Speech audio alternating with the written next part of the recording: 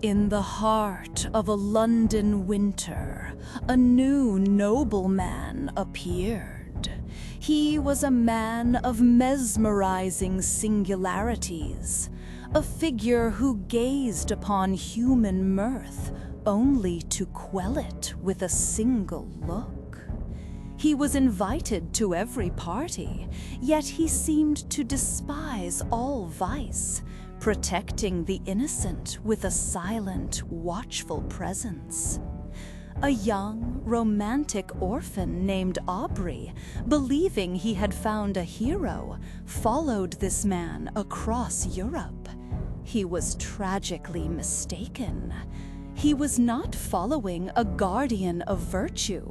He was in the shadow of a vampire, a creature whose true hunger required a very specific kind of victim. A new, mysterious nobleman, Lord Ruthven, became the center of London's winter season. He was a man who moved through high society as an observer, not a participant.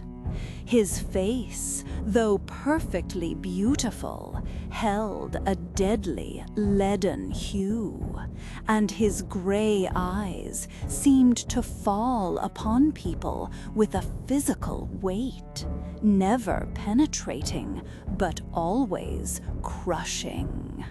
The truly scandalous women of the ton tried desperately to attract his attention and failed. Yet he was often seen in the company of the most virtuous wives and innocent daughters, speaking to them with such caution and respect that he earned a reputation for hating vice. At the same time, a young gentleman named Aubrey arrived in London. An orphan of great wealth and a romantic heart, Aubrey believed the world was a poem.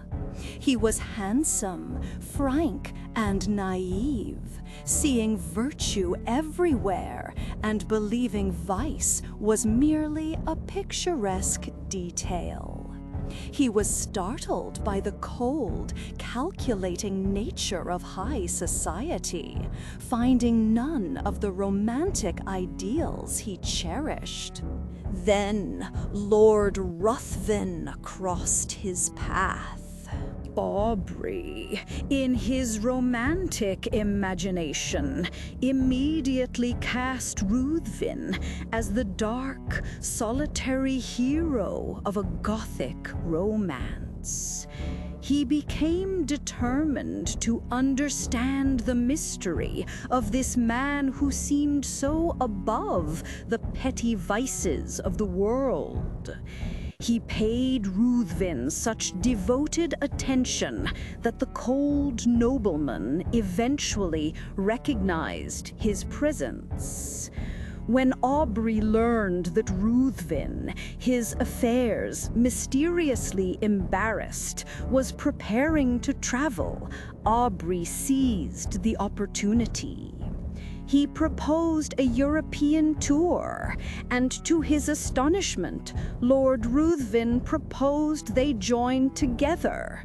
Flattered, Aubrey accepted, believing he was about to unlock the secrets of his new hero. The journey was a psychological torment.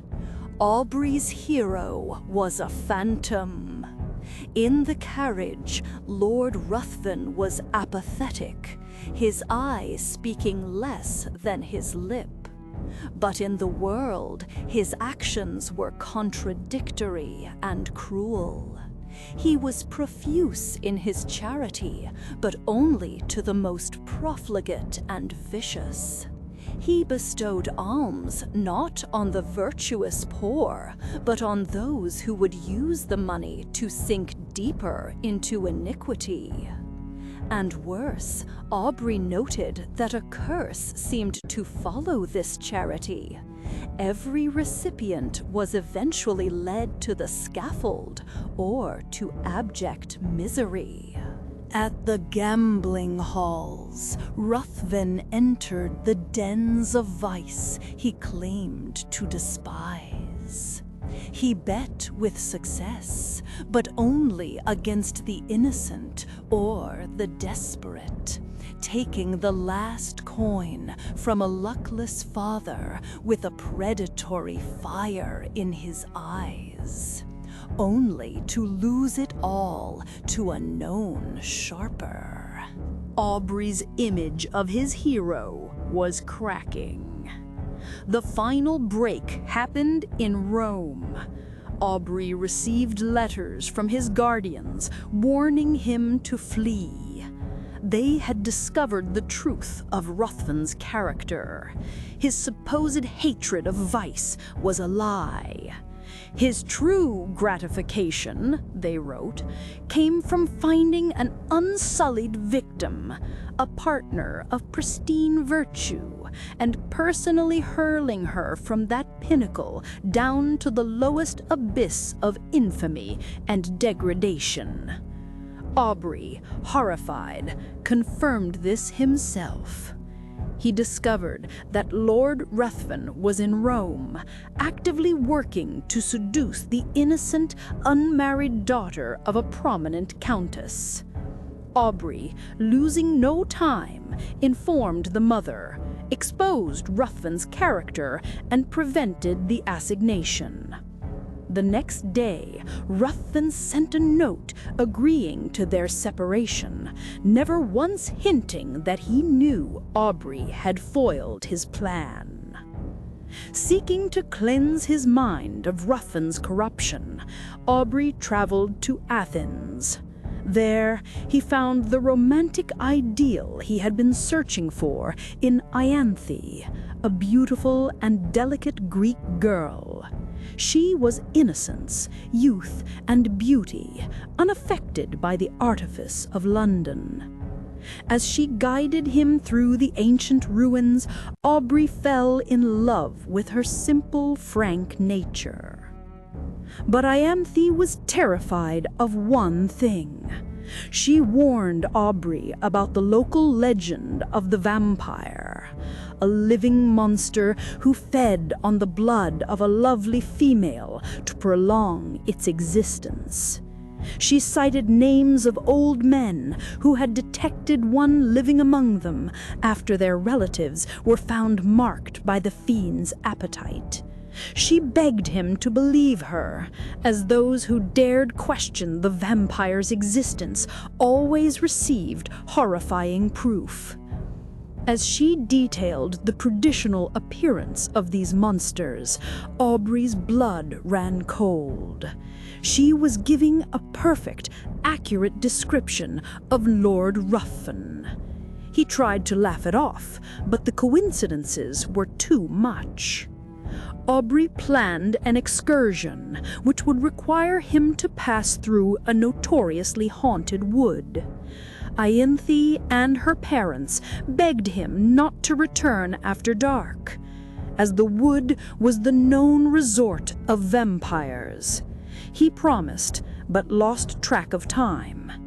Night fell instantly, and a violent Mediterranean storm erupted. The rain was blinding, the thunder deafening. His horse bolted, carrying him deep into the entangled forest before stopping, exhausted, near a hovel. From inside, Aubrey heard the dreadful shrieks of a woman mingling with the stifled, exultant mockery of a laugh. Roused by the thunder, he forced open the door. He was in utter darkness. The sounds continued. He seized someone, and a voice cried, again baffled. He was grappled by a being of superhuman strength, lifted from his feet and hurled to the ground. His enemy knelt on his breast, hands closing around his throat. Suddenly, the light of many torches penetrated the hovel. The attacker instantly rose, rushed through the door, and vanished into the woods. The storm had passed. Aubrey, unable to move, was found by the search party. They brought in the body of the woman he had heard screaming. It was Ianthe. There was no color on her cheek, not even on her lip. Upon her neck and breast was blood, and on her throat were the distinct marks of teeth having opened the vein. The men pointed, crying simultaneously, "A vampire! A vampire!" Aubrey, his mind numb, unconsciously clutched a naked dagger of peculiar construction found in the hut. Ianthe's parents, upon seeing the cause of death, died soon after, broken-hearted. Aubrey was seized by a violent fever. In his delirium, he would call out for Lord Ruthven, begging him to spare Ianthe, and then curse him as her destroyer. At this exact time, Lord Ruthven arrived in Athens. Hearing of Aubrey's state, he moved into the same house and became his constant, tender attendant. When Aubrey recovered, he was horrified to see the man he now associated with the vampire. But Ruthven, with kind words and seemingly genuine repentance for their separation, soon reconciled Aubrey to his presence. His lordship seemed changed. Yet, as Aubrey recovered, he would sometimes catch Ruthven gazing intently at him, a smile of malicious exultation playing on his lips. This smile haunted him. Aubrey determined to flee Greece, proposing they travel together. In a narrow defile, they were ambushed by robbers. Lord Ruthven was shot in the shoulder and fell to the ground. His strength faded rapidly, and mortification set in. As death approached, Ruthven's mind became uneasy. "You may save me," he whispered to Aubrey. "Not my life, but you may save my honor." "How?" cried Aubrey. "Swear," the dying man demanded, raising himself with exultant violence. "Swear by all your soul reveres that for a year and a day you will not impart your knowledge of my crimes or death to any living being, whatever may happen or whatever you may see." His eyes seemed to be bursting from their sockets. "I swear," said Aubrey. Lord Ruthven sank laughing upon his pillow and breathed no more. Aubrey, shivering, went to bury the body the next morning, but the corpse was gone. The robbers swore they had exposed it to the first ray of the moon, as promised. Aubrey returned, weary. While sorting Ruthven's effects, he found a case of weapons. Inside, he discovered a sheath ornamented in the exact peculiar style as the dagger found in the hut where Ianthe died. He found the dagger. It fit the sheath perfectly. Aubrey returned to England, his mind broken, and reunited with his sister, a pure and melancholy young woman of 18. He was tasked with being her protector as she was presented to the world. At the first drawing room, the crowd was excessive. Aubrey, standing in a corner, was engaged in the agonizing remembrance that this was the very room where he first met Lord Ruthven. He felt a hand seize his arm, and a voice he recognized too well sounded in his ear. "Remember your oath." He hardly had the courage to turn, but there, at a distance, was the same figure, Lord Ruthven, alive. Aubrey fled, horrified. He paced his room, hands on his head, convinced his imagination had conjured the image. The dead do not rise again. He forced himself to go out again, to an assembly with his sister. He retired to a recess, lost in his devouring thoughts. When he returned to find his sister, he saw her surrounded by a group, engaged in earnest conversation. He tried to pass, but the man who turned to let him through revealed the features he most abhorred, Lord Ruthven. He sprang forward, seized his sister's arm, and forced her toward the street.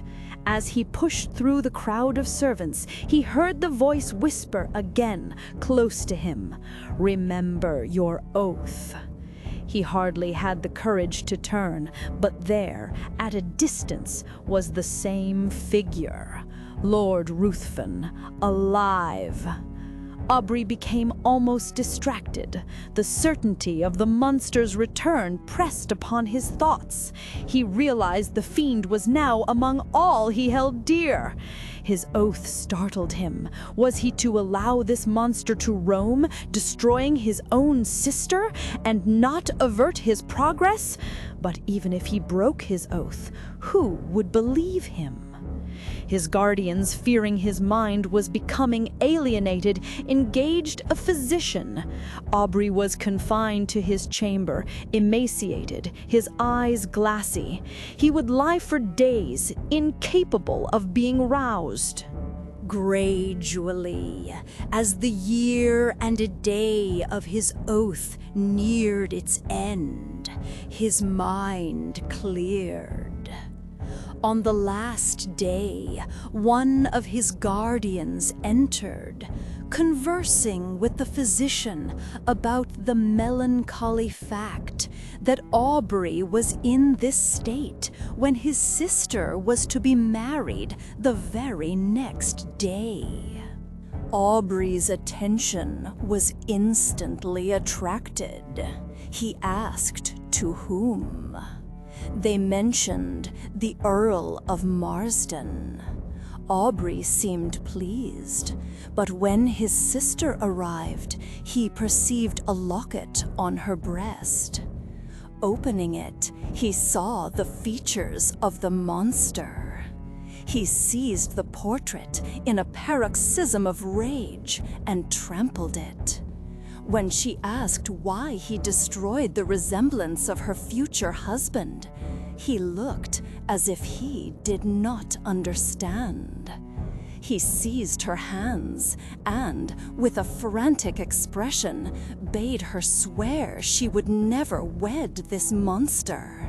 But he could not speak. It seemed as if that voice again bade him remember his oath. His guardians entered and forced him away from his sister. Lord Ruthven, having heard of Aubrey's ill health, understood he was the cause. Learning he was deemed insane, his pleasure could hardly be concealed. He hastened to Aubrey's house, and by constant attendance and a pretense of great affection, he gradually won the ear of Miss Aubrey. He used his serpent's art and gained her affections. The title of Earl of Marsden had fallen to him, and he used an embassy appointment as an excuse to hasten the marriage. Aubrey, left alone, tried to bribe the servants to deliver a letter to his sister, conjuring her to delay the marriage. They gave the letter to the physician, who dismissed it as the ravings of a maniac. Morning came. The sound of carriages broke upon Aubrey's ear. He grew frantic. Seizing an opportunity, he burst from his room and found himself in the apartment where the wedding party was nearly assembled. Lord Ruthven was the first to see him. He immediately approached, seized Aubrey's arm by force, and hurried him from the room. On the staircase, Ruthven whispered in his ear, "Remember your oath, and know, if not my bride today, your sister is dishonored. Women are frail." So saying, he pushed Aubrey toward his attendants. Aubrey could no longer support himself. His rage, finding no vent, had broken a blood vessel. He was conveyed to bed. The marriage was solemnized, and the bride and bridegroom left London. Aubrey's weakness increased. The effusion of blood produced symptoms of the near approach of death. When the midnight hour had struck, the exact moment his oath expired, he related composedly the entire story. He died immediately after. The guardians hastened to protect Miss Aubrey, but when they arrived, it was too late. Lord Ruthven had disappeared, and Aubrey's sister had glutted the thirst of a vampire. Was Lord Ruthven a true supernatural entity, or a master manipulator who used superstition and terror to destroy those who crossed him? The horrifying truth, confirmed by the teeth marks on Ianthe's throat and the final, tragic fate of Miss Aubrey, suggests that the high society of London had welcomed a true monster into its drawing rooms. Leave your theories on Lord Ruthven's true nature in the comments below. Don't forget to subscribe to Shadow Tales Illustrated for more dark chronicles from the edge of reality.